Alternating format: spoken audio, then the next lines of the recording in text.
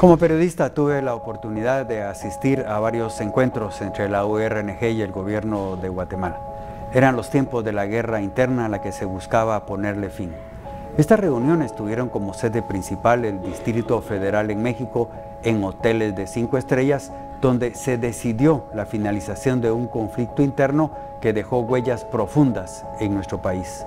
Fue una experiencia periodística más que nutrió mi vida profesional al estar en el lugar indicado en esos momentos. Eran jornadas largas donde tenía que estar atento a los tiempos en que ambos grupos, los guerrilleros y los delegados del gobierno, tenían libre para tratar de hablar con alguno de ellos, ya que las reuniones eran privadas. En la última noche de la que sería el final de las reuniones en México, en la soledad de mi cuarto, a pocas horas de tener que regresar a Guatemala, me puse a reflexionar sobre estos días pasados entre negociaciones, teniendo frente a frente a líderes guerrilleros y altos jefes militares, aquellos que antes se enfrentaban en la montaña, ahora lo hacían en la mesa de negociaciones. Porque cuando se habla de paz se pueden construir castillos en el aire, formar siluetas mentales, crear con las palabras una eterna primavera y volar hacia planteamientos a muchas veces utópicos e irreales. ¿Qué he querido decir con toda esta palabrería? Que hablar de paz es complicado, porque nosotros los guatemaltecos tenemos muchos años de vivir en una sociedad donde la confrontación, la división de opiniones y la violencia en toda su dimensión se han convertido en nuestras inseparables compañeras de viaje. En esos días me daba cuenta que mientras las guerras en Centroamérica eran un recuerdo doloroso, en Guatemala seguíamos hablando y escribiendo sobre la necesidad de acabar con el que era el único conflicto que aún se resistía a desaparecer. Durante años escuché a las personas que tienen autoridad para hablar de la paz y nos damos cuenta que es muy fácil expresarse sobre esa sentida necesidad que el país camine por senderos distintos, donde se pueda construir en lugar de destruir. Sin embargo, es una verdadera lástima que llegar al final de la guerra no estaba en manos de la mayoría de la población, sino, lamentablemente, de unos cuantos. Nadie puede negar que aún persisten las causas que motivaron el que ahora vemos como un lejano conflicto. Pero tampoco podemos hacer de ciegos ante la realidad. No es con la guerra como podemos solucionar los graves problemas que tiene Guatemala en cuestión de salud, vivienda, educación, ni acabar con la violencia, la impunidad, la corrupción, la violación de los derechos humanos y el largo etcétera que acompaña todo lo negativo que venimos arrastrando como una carga que cada día se torna pesada, porque está precisamente en los hombros de la gente más necesitada la que sufre más.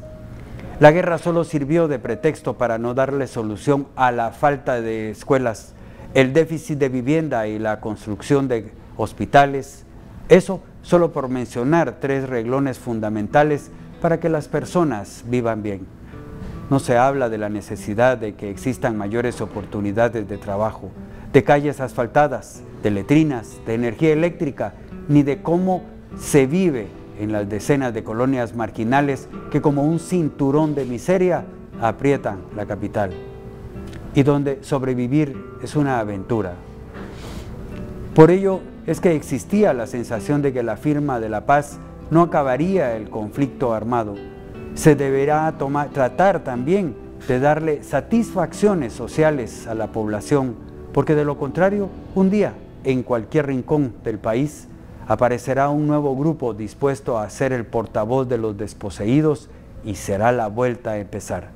Todos estos pensamientos no me dejaban dormir aquella última noche en México y hoy, más de 20 años después, me doy cuenta que si bien terminó esa terrible guerra, los compromisos por una Guatemala mejor se quedó tan solo en aquellos bonitos discursos que luego de la firma de la paz nos hicieron escuchar.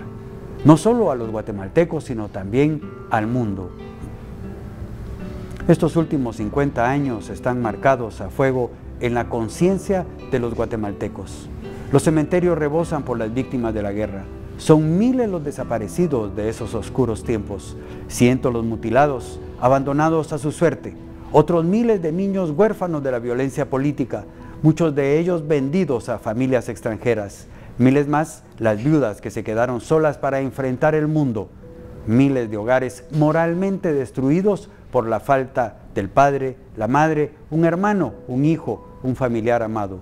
La sociedad se llegó a dividir y vimos cómo gente de la misma sangre murió para regar con su vida la tierra guatemalteca. En este torbellino que ha sido Guatemala por la guerra, la prensa desempeñó diversos papeles que iban desde el rechazo a la aceptación, pasando por la indiferencia e incluso algunos de sus miembros con el compromiso de la lucha armada.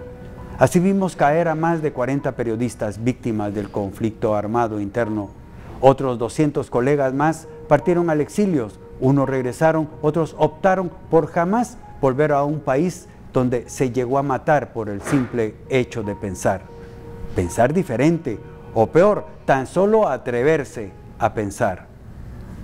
Dejé México cansado de tantas reflexiones sobre la paz en el fin del conflicto, en el papel de la prensa, en las negociaciones, en la mirada huidiza de los comandantes guerrilleros, en la prepotencia de los militares que se sabían ganadores en el campo de batalla y perdedores, según ellos, en la mesa de negociaciones.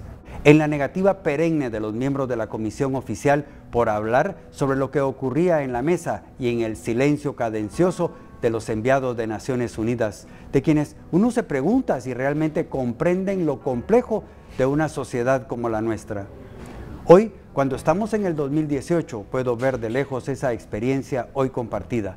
Se dejó de lado esa guerra entre dos grupos armados y lo que se prometió de que se iba a tener un mejor destino para todos se fue como agua bajo el puente del tiempo. Se acabó esa violencia oficial, pero llegó otra que parece ser la gran dominadora, la violencia que ejerce la delincuencia y la que brota de un Estado que no responde a las necesidades más inmediatas de las grandes mayorías. Lo peor de todo esto es que algunos de esos actores que lograron poner fin al conflicto con el tiempo le dieron la espalda al proceso de paz. A lo mejor creyeron que habían cumplido con la historia y que su nombre resonaría para siempre en lo más alto de nuestro horizonte. Hoy, algunos de ellos los vemos con discursos impregnados de odio, de confrontación, e incluso algunos de los que suscribieron esos acuerdos de paz o están muertos o en la cárcel. Al final, a cada uno la vida los pone en su sitio.